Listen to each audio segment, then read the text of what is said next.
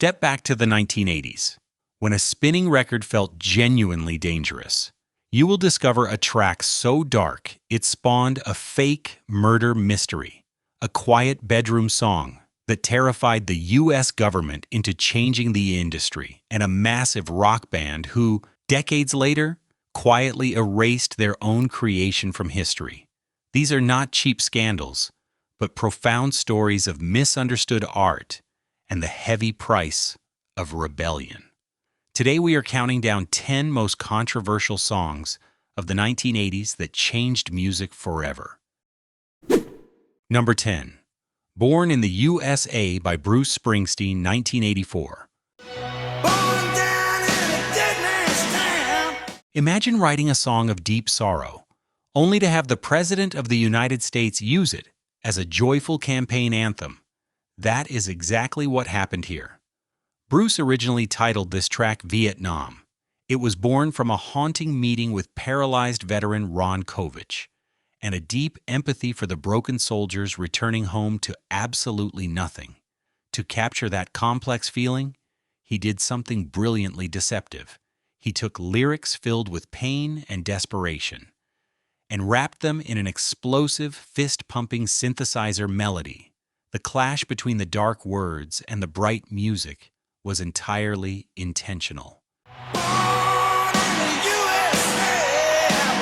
The result? The biggest selling album of 1984 and 1985. But here's the irony. The booming chorus was so catchy that almost everyone completely ignored the tragic verses. Car companies offered $12 million to use it for commercials. Politicians proudly played it to rally the masses. And that is exactly why this track changed music forever. It is the ultimate case of a song being hijacked by the public. It earned its controversial status not because of banned videos or dirty words, but because people simply heard what they wanted to hear. Bruce gave us an unforgettable piece of history, a painful truth hidden inside a stadium rock masterpiece. It forces us to ask, do we ever really listen to the songs we sing? Before we move on to the next song, let me know where you're listening from. Share the name of your hometown with pride. It's the place where so many of your memories and these timeless songs came to life. Number 9. Physical by Olivia Newton-John, 1981. Picture this. You are sitting by your boombox, finger hovering over the record button, waiting for the radio host to play the forbidden track. It is hard to believe, but this wildly suggestive song was never meant for the sweet girl from Greece. Writers Steve Kipner and Terry Shattuck originally imagined a male vocalist, or perhaps Tina Turner, but Olivia took a massive risk. She traded her innocent Sandy persona for sweatbands and spandex. She was actually so nervous about the hidden meanings in the lyrics, she begged her manager to pull the record, but it was too late. The song was already climbing, and then the panic set in. Radio stations in Utah outright refused to play it, claiming the words were entirely too explicit for decent listeners. But you know human nature. Tell people they cannot hear something, and it becomes the only thing they want to listen to. Instead of ruining her career, the censorship turned the song into a massive phenomenon. To distract the public, Olivia released a gym-themed music video, wrapping a deeply adult message inside a harmless aerobics routine. It worked flawlessly. The track dominated the Billboard Hot 100 for 10 straight weeks, becoming the biggest song of the entire 80s. Looking back, it is a beautiful reminder of our youth. Olivia left us not too long ago. But whenever this melody plays, she is forever young, forever smiling, and forever daring us to break the rules just a little bit. After all, does a song that caused so much trouble back then even make you blush today?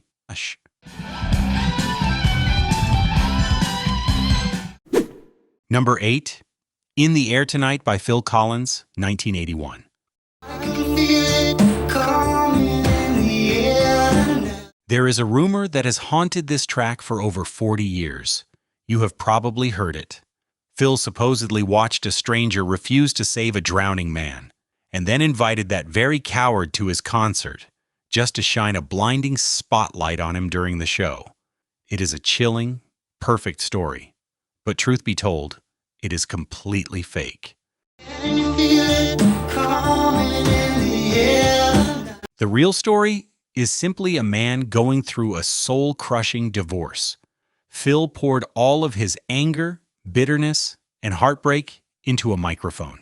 The controversy here is fascinating because it was entirely created by us, the listeners. The music sounded so incredibly dark that society felt the need to invent a murder mystery just to make sense of it, and the production only fueled that fire. That earth-shattering drum fill that we still air drum on our steering wheels today, it was not planned. Phil just hit the skins in a moment of pure, unscripted frustration, captured perfectly thanks to a studio microphone left running. It stands as one of the most uniquely controversial songs of the 80s. No one banned it. No politicians complained. Instead, it terrified and captivated a generation. It takes us right back to those lonely nights lying in the dark with the radio on, letting the music paint wild stories in our heads long before the internet came along to ruin the mystery.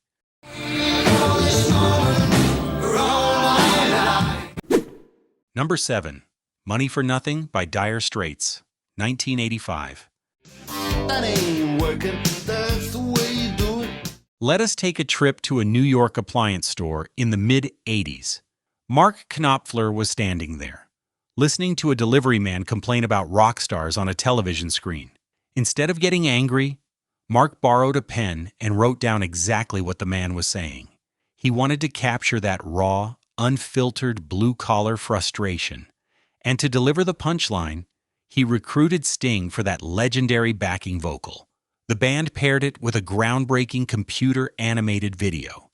It was so visually stunning that when MTV Europe launched in 1987, this was the very first thing they broadcast. It shot straight to number 1 and won a Grammy. But here is where the story takes a fascinating turn, because Mark used the exact offensive language of that delivery man. The lyrics included a slur that did not age well. Fast forward to 2011, and the Canadian Broadcast Standards Council officially banned the unedited version from radio play. Yes, 26 years after its release.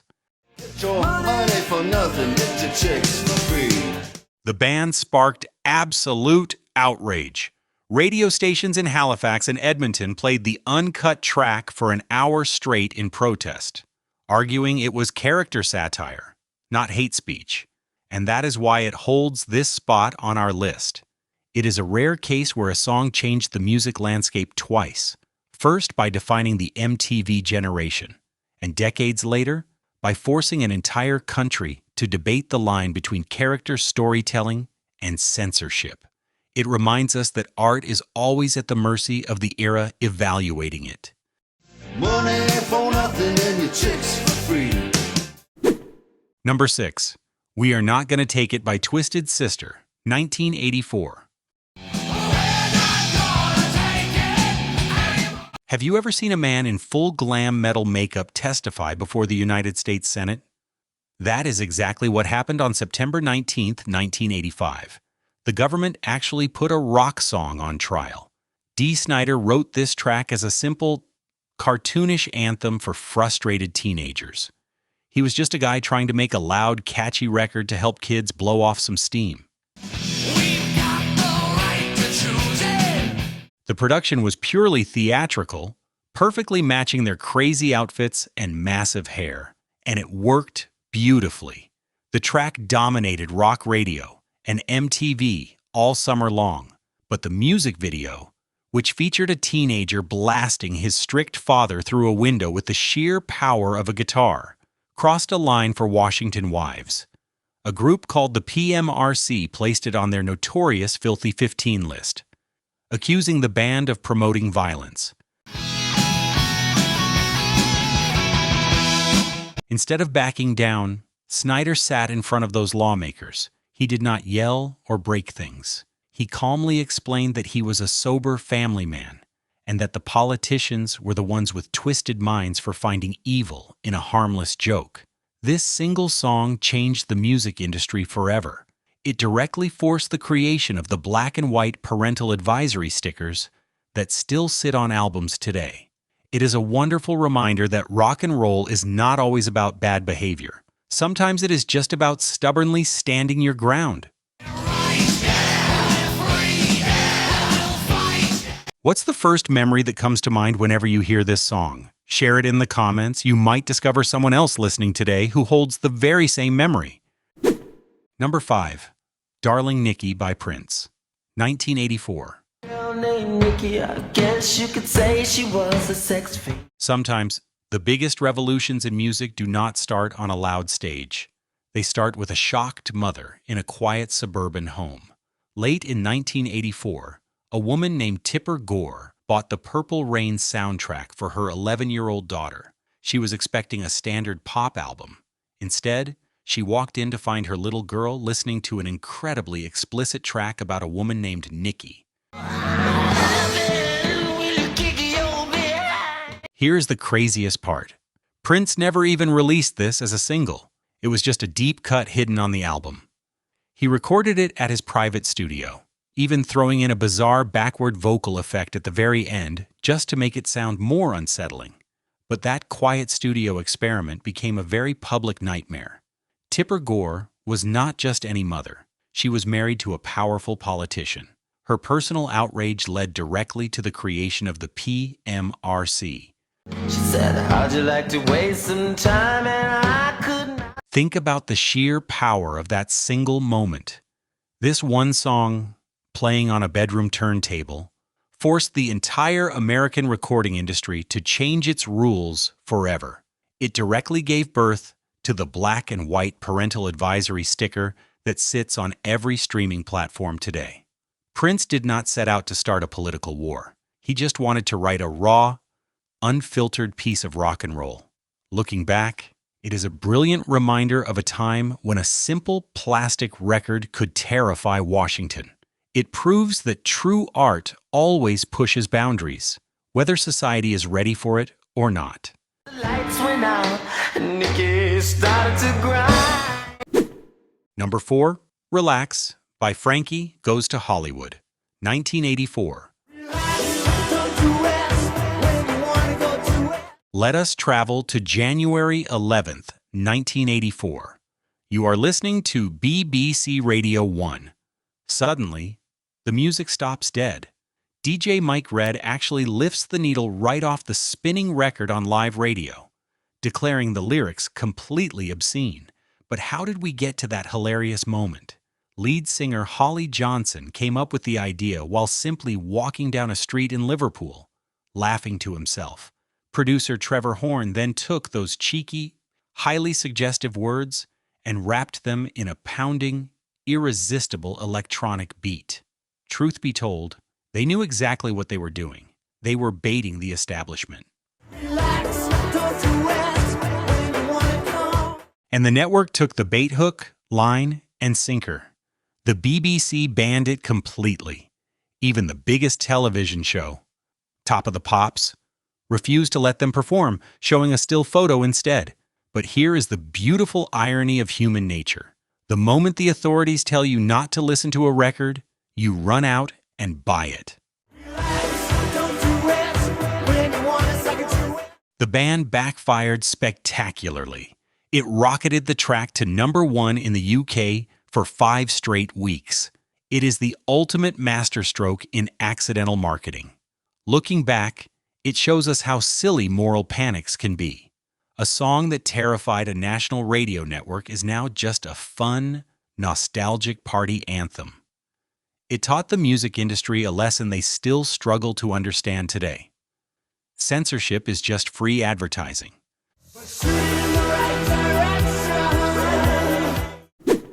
Number 3, Another Brick in the Wall, Part 2 by Pink Floyd, 1979. You don't need no education. Can you imagine the masters of progressive rock being forced to play a disco beat?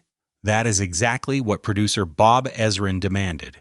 Roger Waters originally wrote this as a tiny, one-minute bridge about his abusive school days. He had absolutely no intention of making it a single. But Ezrin heard a different heartbeat. He pushed for a dance rhythm. And then he did something completely behind the band's back. He secretly recorded 25 children from a tough North London school to sing the chorus. When Waters finally heard those kids, the sheer emotional weight of their voices took his breath away. It transformed a bitter complaint into a global battle cry. The track hit #1 in 14 countries, but its true power exploded in South Africa. Black students adopted the chorus as their ultimate weapon against the apartheid education system. The government completely banned the song in 1980. The protests turned violent, costing lives and forcing a nationwide state of emergency. Looking back, there is a deeply heartbreaking irony. Those 25 London kids, whose voices fueled a revolution and built a massive empire, received absolutely no royalties. The school got a tiny flat fee. It took until 1996 for those grown children to finally get their due. They gave the world a permanent voice of defiance. It reminds us that sometimes the most world-shaking anthems are built on the backs of the forgotten.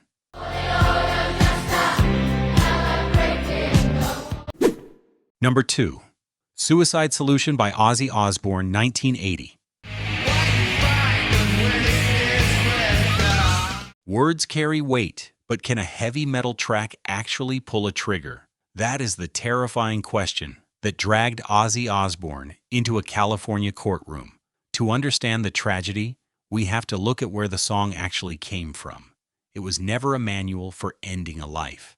Bassist Bob Daisley wrote the lyrics as a desperate warning about alcohol abuse. The word solution simply meant a liquid, a drink. It was a dark mirror held up to Ozzy's own severe addiction, and a somber tribute to AC/DC singer Bon Scott, who had just drank himself to death. But context means absolutely nothing to a grieving family. In 1984, a 19-year-old boy named John McCollum took his own life while wearing headphones, listening to this very record. His parents sued Ozzy, claiming the hidden messages in the music pushed their son over the edge. In 1986, a judge finally dismissed the case, ruling that even deeply offensive art is protected by the First Amendment.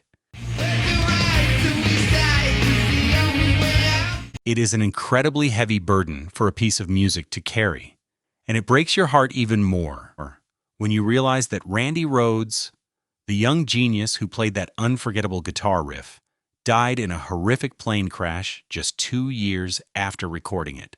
Whenever this track plays on late-night radio today, it is no longer just a controversial courtroom exhibit. It is a ghost story. It serves as a tragic reminder of lost youth and the painful misunderstandings that happen when society listens, but fails to truly hear the pain behind the noise.